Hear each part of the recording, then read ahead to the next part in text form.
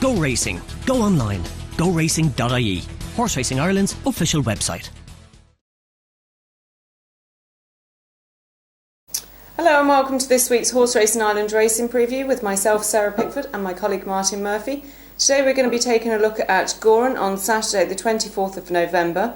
It's a 7-race card and the first race is off at 12:30. Now the going currently is heavy and there is rain forecast. So the first race we're going to take a look at is the 1 o'clock. This is the Follow Gowran Park on Facebook Novice Hurdle. Now the horse that stands out for me in this race is Rogue Angel, the Mouse Morris trained horse. Davy Russell takes the ride on him. He won a maiden hurdle last time out at Galway and Davy was on him that day, but prior to that he did win a bumper at Fairyhouse, which he was disqualified in and ended up being placed second, so a bit unlucky, but he hasn't done a whole lot wrong. Yeah, he was very unlucky that day, sir. Actually, it was a controversial decision to deprive him of the win, and he is very well regarded by Gigginstown. He was 6-1 on when he won his Galway maiden hurdle, so that was really a non-event. He couldn't do any more than win, so he obviously has a big chance tomorrow. He does have to give it £7 though to Reen Angevine from the Willie Mullins yard. This one was beaten in her maiden hurdle at a stole and then won very well at Gordon last time. Slight worry that the ground was quite good the last time it won, so I'm just slightly worried that she may not be able to handle the testing ground tomorrow. But in receipt of £7 with a stable in good form, I think she's probably good enough to win and beat Rogue Angel. Another one there, Black Lock, was a bit lucky last time to win. It was a race that Wingtips probably should have won, but he should be placed. But I think for me, Reen Angevine can keep Willie Mullins going again. Okay, so the next race then that we'll move on to, this is the 205. This is the Gowran Park Racing Club 2013 Handicap Hurdle. Now I'm going to go with the Paul Nolan trained Jupiter in this race. Michael Doran takes £5 off his back.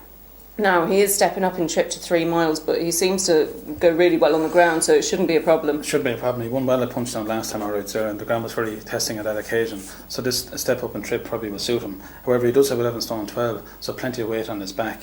The interesting one here is probably Selection Box from Colin McBratney. He's an 11-year-old, but he won well at Galway last time over fences, and obviously remains in good form. Should go very well.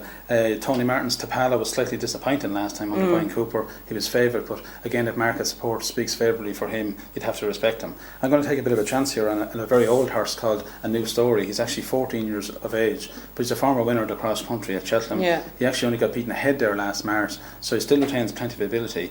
He hasn't won over hurdles for an awful long time, but he only has 10 stone on his back. He loved the heavy ground in the 3 miles. It just might be worth a bit of value there, maybe 7 or 8 to 1. A New Story in what is a competitive contest. Absolutely, yeah. Okay, so we'll move on then to the 235. This is the Carlo IT Students' Day, December 13th chase. Now, I'm going to go with Call the Police in this race. The Willie Mullins trained horse, Paul Townend, takes the ride.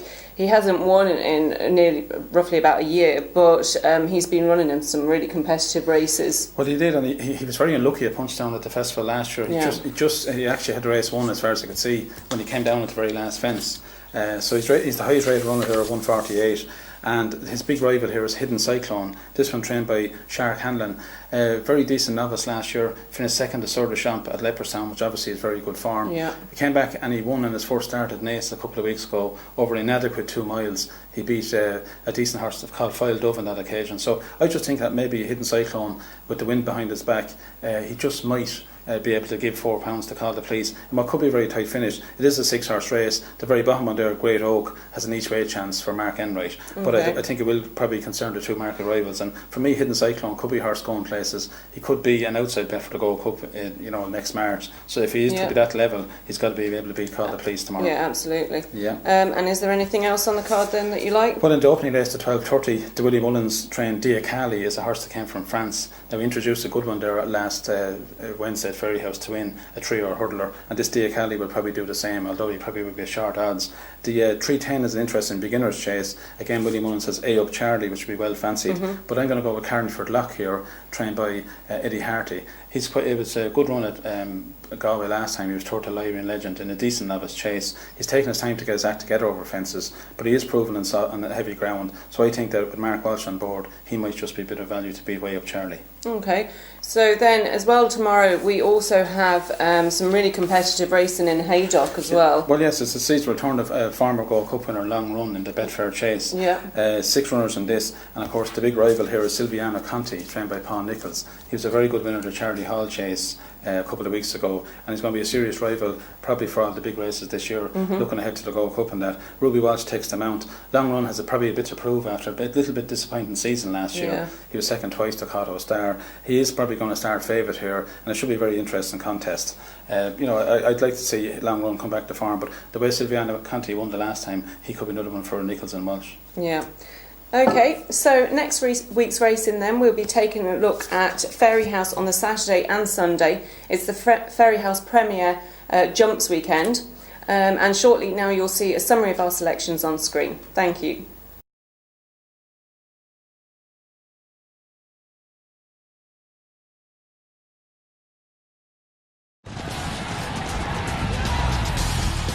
Go racing. Go online. GoRacing.ie. Horse Racing Ireland's official website.